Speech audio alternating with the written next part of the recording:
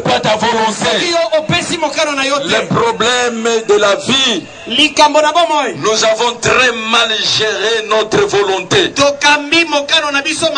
Et le diable connaît cela. Il nous amène dans une prise de soumission. C'est pour cela que je suis en train de vous dire, bien-aimés, aujourd'hui quelque chose va se passer. Parce que je vous apporte la bonne nouvelle. Vous avez votre part de responsabilité. Écoutez le prédicateur. Toute action faisant l'objet de votre choix, de l'exercice de votre volonté, vous abuse et vous subissez les conséquences. Cela n'engage pas Dieu, c'est votre part de responsabilité. Mais toute action qui n'engage pas votre volonté, Dieu vous protège. Dieu vous protège. Quand nous observons la vie de Job, nous voyons que si l'homme est en accord avec Dieu, il bénéficie de sa faveur, ses bénédictions pour la protection divine. C'est ça la grâce. Et le lecteur peut lire dans Job chapitre 1 verset 8 à 10. Les gens croient que le diable peut se permettre de tout faire. Non. Le diable est une créature. Il n'est pas omniscient. Il n'est pas omnipotent. Il n'est pas omniprésent. La force du diable et des démons, c'est là où il y a le mal. Et vous allez l'observer. Le diable, il a la crainte de Dieu. Mais le diable est très très dangereux. Je vais vous dire ce qu'il est, parce que c'est mon adversaire et mon ennemi juré.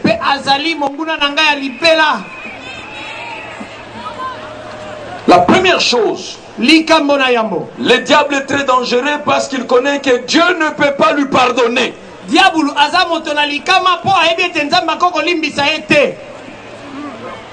ne peut pas lui pardonner. Et Dieu l'a jugé, Dieu l'a condamné, mais l'exécution n'est pas encore arrivée. Dieu a préparé l'enfer.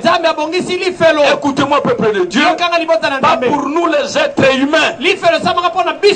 L'enfer a été préparé pour le diable et pour les anges dessus. Les êtres humains iront à volonté.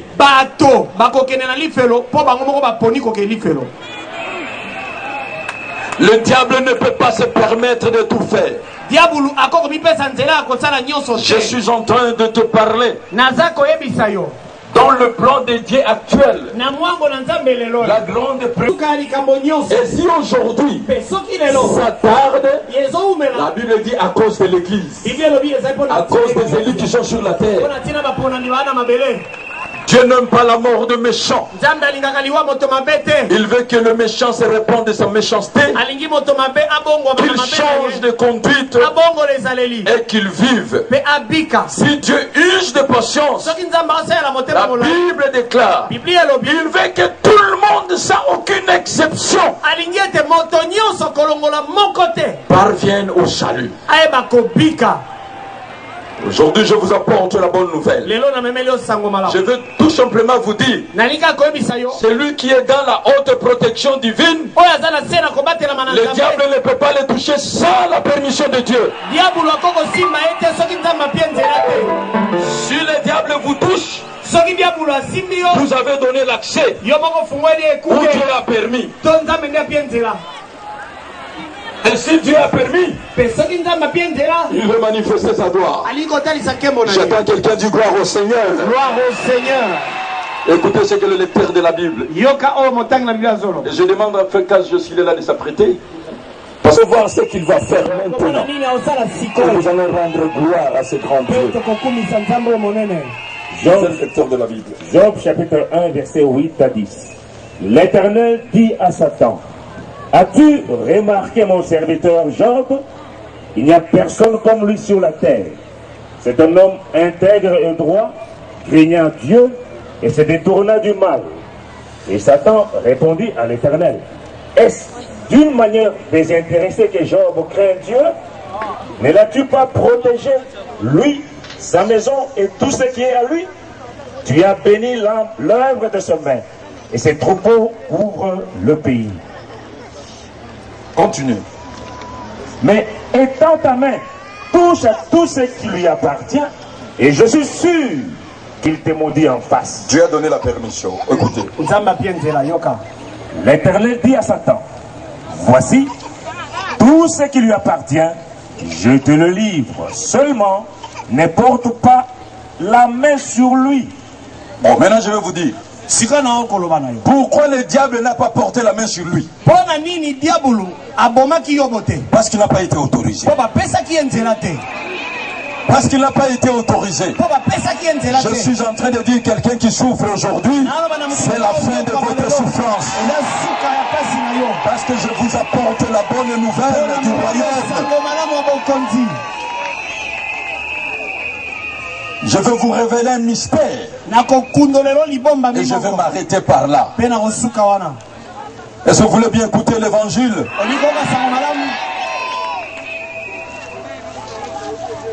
La Bible déclare, ne donne pas l'accès au diable. L'accès au diable, c'est par notre volonté.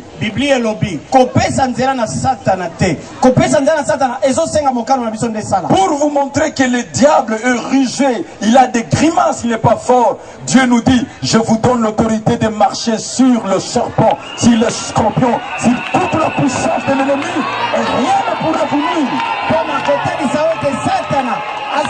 makasi asala kaka maseki nzambe abina biso na pesi bino bokonzi ya kotambola likolo na nyoka likolo na nkoto likolo na nguya nyonso ya moyini pe eloko moko te kosala bino mabe. Voici les miracles qui accompagneront ceux qui auront cru. À mon nom, ils chasseront les démons. Bien-aimés, je veux vous parler des grandes réalités. Même les sorciers, ils n'ont pas le pouvoir sur vous. Si aujourd'hui vous allez entrer dans le royaume de Dieu,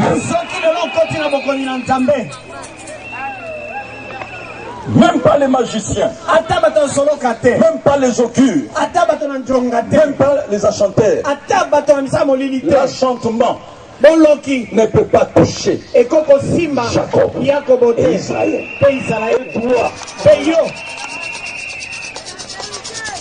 Le Dieu de Jacob, c'est notre Dieu.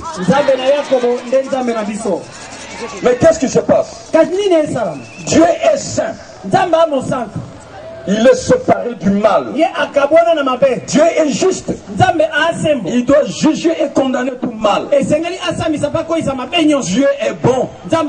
Il va pratiquer sa bonté. Il va lever le soleil sur le méchant et sur le bon. La pluie sur le méchant et sur le bon.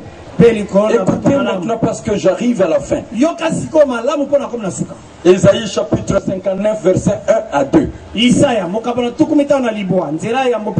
Écoutez ce qui se passe dans notre vie. Ésaïe chapitre 59 verset 1 à 2.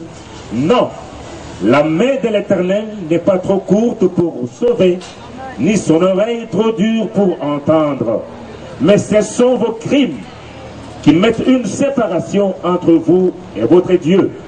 Ce sont vos péchés qui vous cachent sa face et l'empêchent de vous écouter. Ce sont nos péchés qui mettent un mur de séparation entre nous et Dieu. Et dans Jérémie chapitre 2 verset 19, Jérémie chapitre 2 verset 19, ta méchanceté te châtiera et ton infidélité te punira. Tu sauras et tu verras que c'est une chose mauvaise et amère d'abandonner l'Éternel ton Dieu et de n'avoir de moi aucune crainte, dit le Seigneur, l'Éternel des armées. Psaume chapitre 39 verset 12. Psaume chapitre 39, verset 12. Tu châties l'homme en le punissant de son iniquité. Disciple n'a souffert comme malfaiteur. Mais nous aujourd'hui, nous sommes en train de souffrir des conséquences de nos péchés et nous portons abusement le nom de Christ.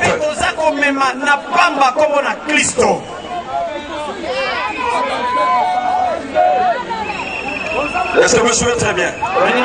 C'est pour cela Job dira au chapitre 17 verset 1. Mon souffle se perd, mes jours s'éteignent, le sépulcre m'attend. Qu'est-ce que c'est le second souffle? C'est la vie nouvelle que le Saint-Esprit donne. C'est le regain d'activité, c'est-à-dire le retour de ce qui était perdu est fini. Un miracle va s'opérer maintenant.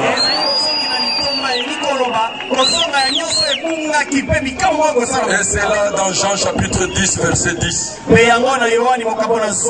voleur, c'est-à-dire le diable, ne vient que pour dérober, égorger et détruire. Moi je suis venu afin que les brebis aient la vie et qu'elles soient dans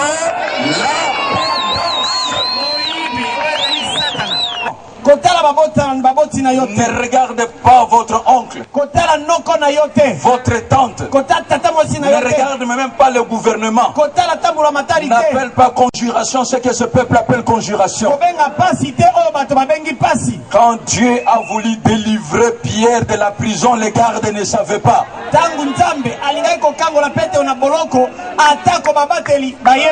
La porte ne pouvait pas tenir, les anges de Dieu sont poussés en action, vous allez le voir maintenant. Mais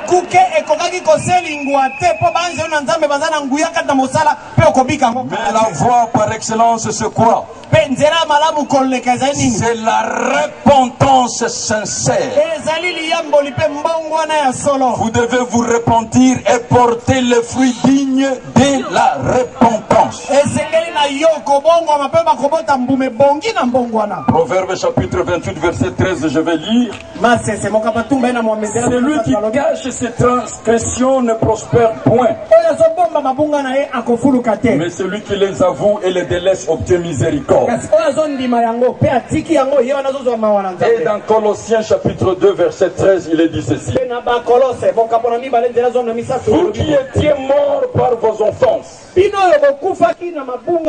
par la circoncision de votre chair, il vous a rendu à la vie avec lui, en faisant grâce pour toutes nos offenses. Il a effacé l'acte dont les ordonnances nous condamnaient et qui subsistait contre nous, et il a détruit en le clouant à la croix. Il a dépouillé les dominations et les autorités sataniques et les a livrés publiquement en spectacle en triomphant d'eux par la croix.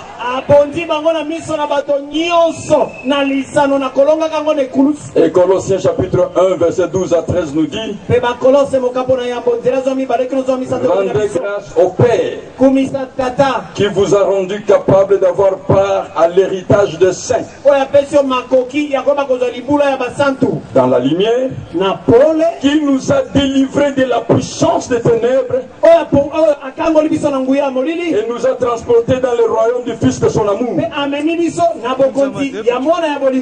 Romains chapitre 8 verset 1 nous dit: il n'y a donc maintenant aucune condamnation pour ceux qui sont en Jésus-Christ.